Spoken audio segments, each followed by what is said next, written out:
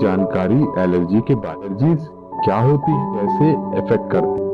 हम बात करेंगे एनवायरनमेंट को कंट्रोल करना और एलर्जन से बचना।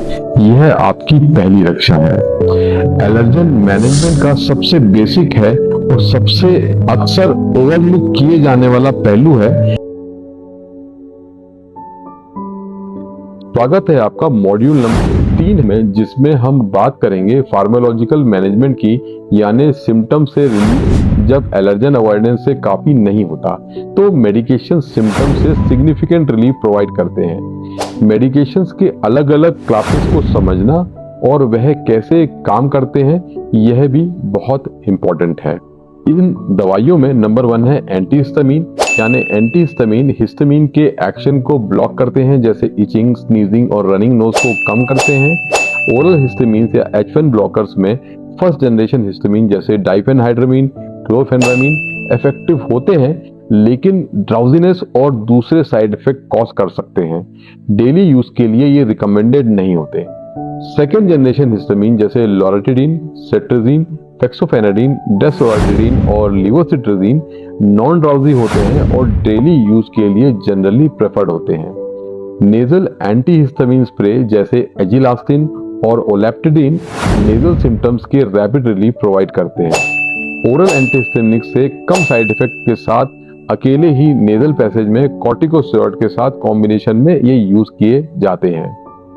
नंबर 2 है नेजल कॉर्टिकोस्टेरॉइड, क्योंकि the gold standard of treatment in allergic rhinitis is intranasal corticosteroid जैसे फ्लूटिकासोन, मोमेटासोन और ब्यूटिसोनाइड।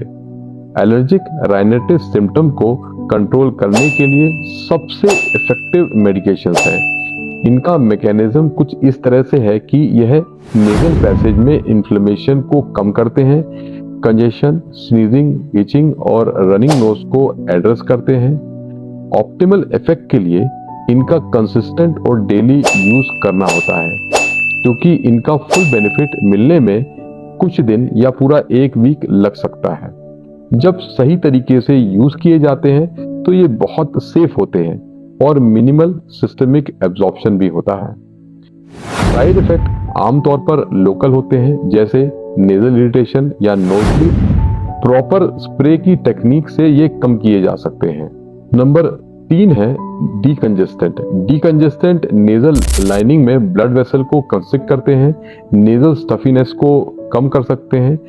ओरल डीकंजेस्टेंट जैसे स्यूडोएफेड्रिन या फिनाइलेफ्रिन कंजेशन से रिलीफ दे सकते हैं, लेकिन इनके साइड इफेक्ट में नर्वसनेस, इंसोम्निया और एलिवेटेड ब्लड प्रेशर जैसे साइड इफेक्ट कॉज कर सकते हैं। लॉन्ग टर्म यूज के लिए ये रिकमेंडेड नहीं होते। नेजल डीकंजेस्टेंट स्प्रेस जैसे ऑक्सीमेटाजोलिन बहुत ही रैपिड रिलीफ प्रोवाइड करते हैं, लेकिन कभी भी इनको 3 से 5 दिन से ज्यादा यूज नहीं करना चाहिए। ज्यादा यूज करने से रिबाउंड कंजेशन या राइनाइटिस मेडिकेमेंटोसा होता है, जिससे कंजेशन और ज्यादा खराब या बदतर हो जाता है। नंबर 4 है ल्यूकोट्राइन मॉडिफायर्स। ल्यूकोट्राइन मॉडिफायर्स जैसे मॉन्टिल्यूकास्ट ल्यूकोट्राइन्स के एक्शंस को ब्लॉक करता है, जो एलर्जिक रिएक्शंस में शामिल इन्फ्लेमेटरी केमिकल्स का एक और ग्रुप है। ये एलर्जिक राइनाइटिस के लिए नेजल कॉर्टिकॉइड जो कॉर्टिकोस्टेरॉइड है उससे कम इफेक्टिव होता है, लेकिन को एग्जिस्टिंग एस्थमा वाले पेशेंट में या जो नेजल स्प्रेस को टॉलरेट नहीं कर सकते, उनके लिए काफी यूजफुल हो सकता है। नंबर 5 है cromolyn sodium. Nasal cromolyn sodium एक मास्ट सेल स्टेबलाइजर है जो हिस्टामिन और दूसरे मीडिएटर्स को रिलीज से रोकता है। ये बहुत ही सेफ है, लेकिन नेजल कॉर्टिकोस्टेरॉइड से कम पोटेंट है और इफेक्टिव होने के लिए फ्रीक्वेंट डोजिंग यानी दिन में 3 से 4 बार की जरूरत होती है। यह सब अच्छा तब काम करते हैं जब एलर्जन एक्सपोजर से पहले शुरू किया जाए।